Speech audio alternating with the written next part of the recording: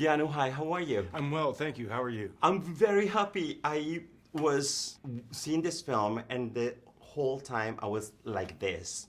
It was absolutely incredible and the ride is very intense.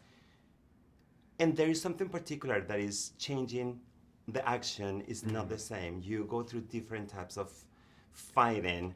How was to do all of that for just one film? Yeah, well, thank you very much for your kind word. You know, your feeling in watching the film is what we hoped for when we made it.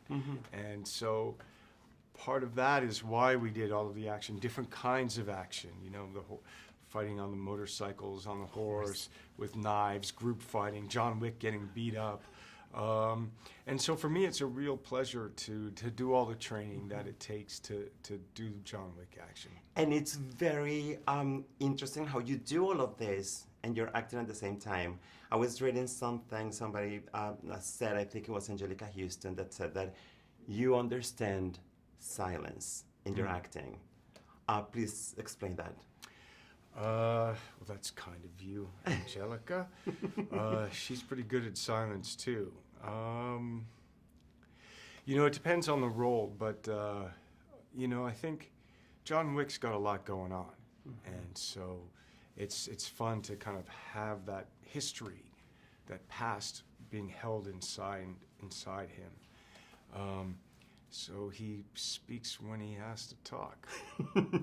There are, according to you, because I read the notes, two Johns. Yes. And they coexist, and I think they cannot be without each other. Explain the duality of the character, please. Yeah, I mean, if you're familiar with the stories and the chapters, John Wick was married, he fell in love, and he got out of the world of the assassins by doing the impossible task. His wife dies, and that's John. His wife dies, she sends him a dog as a gift for his spirit, for his soul, for his heart. And that dog is killed. John Wick comes back, Baba Yaga, for revenge.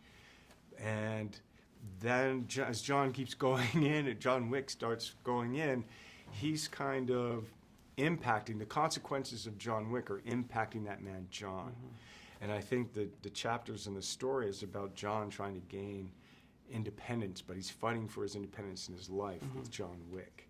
And so there's kind of like this duality in the character that is a man and also an assassin. Finally, I have to ask about precisely the dogs. A friend of mine who's one of the most known publicists in New York, Nina, adores the fact that there's a dog here and what the main character does for the dog.